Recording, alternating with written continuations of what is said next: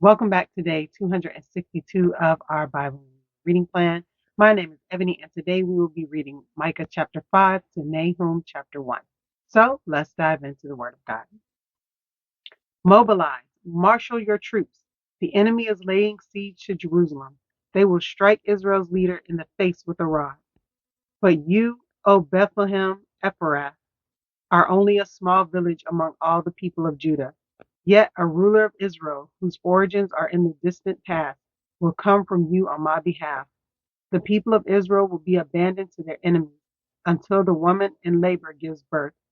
Then at last his fellow countrymen will return from exile to their own land, and he will stand to lead his flock with the Lord's strength and the majesty of the name of the Lord his God. Then his people will live there undisturbed, for he will be highly honored around the world, and he will be the source of peace. When the Assyrians invade our land and break through our defenses, we will appoint 7 rulers to watch over us, 8 princes to lead us. They will rule Assyria with drawn swords and enter the gates of the land of Nimrod. He will rescue us from the Assyrians when they pour over the borders to invade our land. Then the remnant left in Israel will take their place among the nations. They will be like dew sent by the Lord, or like rain falling on the grass, which no one can hold back and no one can restrain. The remnant left in Israel will take their place among the nations.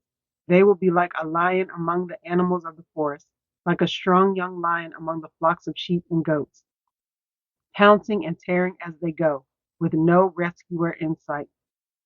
The people of Israel will stand up to their foes, and all their enemies will be wiped out.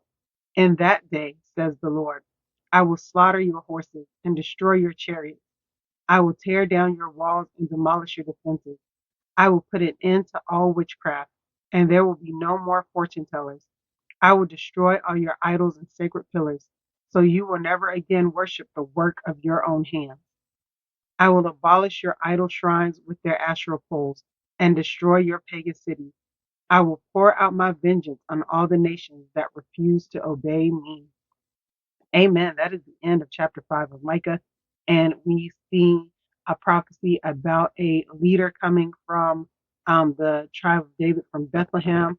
And remember, this is the prophecy that they used to identify the king that was to be born. And remember, they said that when the wise men came, that the next king or the Messiah would be born in Bethlehem.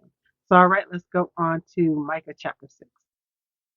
Listen to what the Lord is saying. Stand up and state your case against me. Let the mountains and hills be called to witness your complaints. And now, O mountains, listen to the Lord's complaint. He has a case against his people. He will bring charges against Israel. O my people, what have I done to you? What have I done to make you tired of me? Answer me. For I brought you out of Egypt and redeemed you from slavery. I sent Moses, Aaron, and Miriam to help you. Don't you remember, my people, how King Balak of Moab tried to have you cursed, and how Balaam, son of Beor, blessed you instead? And remember your journey from Acacia Grove to Gilgal, when I, the Lord, did everything I could to teach you about my faithfulness. What can we bring to the Lord? Should we bring him burnt offerings? Should we bow before God Most High with offerings of yearling calves? Should we offer him thousands of rams and 10,000 rivers of olive oil? Should we sacrifice our firstborn children to pay for our sins?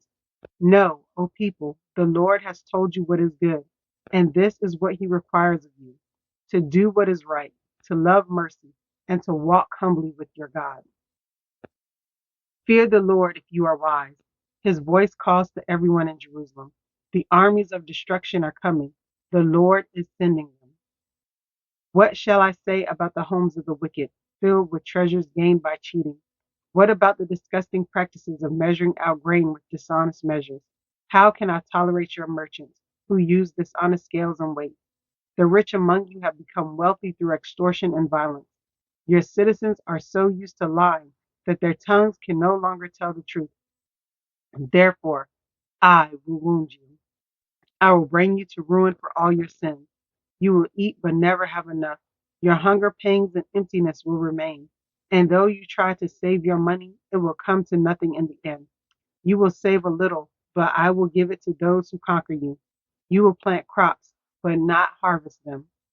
You will press your olives, but not get enough oil to anoint yourselves. You will trample the grapes, but get no juice to make your wine. You keep only the laws of evil King Omri, and you follow only the example of wicked King Ahab. Therefore, I will make an example of you, bringing you to complete ruin. You will be treated with contempt, mocked by all who see you. Amen. That is the end of Micah chapter 6. And we see here, Micah prophesying to the people and the Lord asking, what have I done?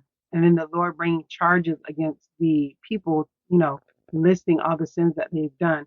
And then at the end, he tells them, that it's something so simple that the only thing that God wants from them is to do what is right, to love mercy, and to walk humbly with them.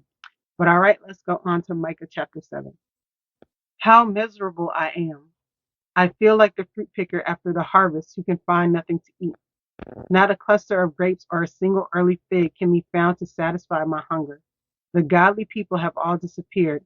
Not one honest person is left on the earth. They are all murderers, setting traps even for their own brothers. Both their hands are equally skilled at doing evil. Officials and judges alike demand bribes. The people with influence get what they want, and together they scheme to twist justice. Even the best of them is like a briar. The most honest is as dangerous as a hedge of thorns. But your judgment day is coming swiftly. Your time of punishment is here, a time of confusion. Don't trust anyone, not your best friend or even your wife. For the son despises his father, the daughter defies her mother, the daughter in law defies her mother in law. Your enemies are right in your own household. As for me, I look to the Lord for help. I wait confidently for God to save me, and my God will certainly hear me. Do not gloat over me, my enemies, for though I fall, I will rise again. Though I sit in darkness, the Lord will be my light. I will be patient as the Lord punishes me, for I have sinned against him. But after that, he will take up my case and give me justice for all I have suffered from my enemies. The Lord will bring me into the light, and I will see his righteousness. And then my enemies will see that the Lord is on my side. They will be ashamed that they taunted me, saying, so where is the Lord, that God of yours? With my own eyes I will see their downfall. They will be trampled like mud in the streets. In that day, Israel, your cities will be rebuilt, and your borders will be extended. People from many lands will come and honor you, from Assyria all the way to the towns of Egypt, and from Egypt all the way to the Euphrates River, and from distant seas and mountains. But the land will become empty and desolate because of the wickedness of those who live there. O Lord, protect your people with your shepherd staff. Lead your flock, your special possession. Though they live alone in a thicket on the heights of Mount Carmel, let them graze in the fertile pastures of Bashan and Gilead, as they did long ago. Yes, says the Lord, I will do mighty miracles for you, like those I did when I rescued you from slavery in Egypt. All the nations of the world will stand amazed at what the Lord will do for you. They will be embarrassed at their feeble power. They will cover their mouths in silent awe, deaf to everything around them, like snakes crawling from their holes. They will come out to meet the Lord our God. They will fear him greatly, trembling in terror at his presence. Where is another God like you, who pardons the guilt of the remnant, overlooking the sins of his people? And you will not stay angry with your people forever, because you delight in showing unfailing love. Once again, you will have compassion on us. You will trample our sins under your feet and throw them into the depths of the ocean. You will show us your faithfulness and unfailing love, as you promised to our ancestors, Abraham and Jacob, long ago. But all right, that is the end of chapter 7. And once again, we see the prophet Micah saying how misery is going to be turned into hope, and the Lord promising the restoration of his people. But all right, let's go on to Nahum chapter 1. This message concerning Nineveh came as a vision to Nahum, who lived in Elkosh. The Lord is a jealous God, filled with vengeance and rage. He takes revenge on all who oppose him and continues to rage against his enemies. The Lord is slow to get angry, but his power is great, and he never lets the guilty go unpunished. He displays his power in the whirlwind and the storm. The billowing clouds are the dust beneath his feet.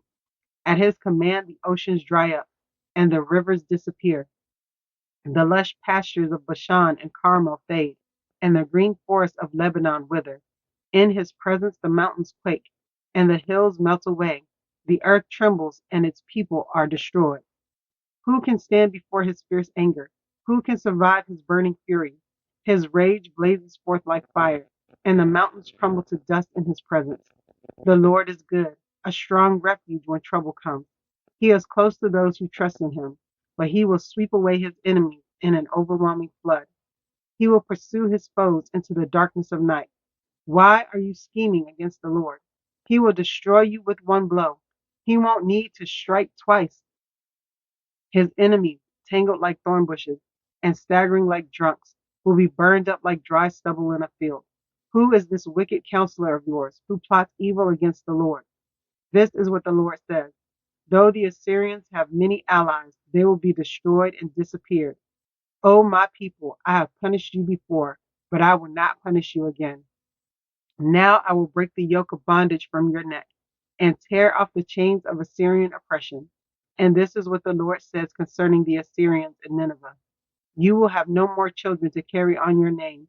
I will destroy all the idols in the temples of your gods. I am preparing a grave for you because you are despicable. Look, a messenger is coming over the mountains with good news. He is bringing a message of peace. Celebrate your festivals, O people of Judah, and fulfill all your vows. For your wicked enemies will never invade your land again. They will be completely destroyed.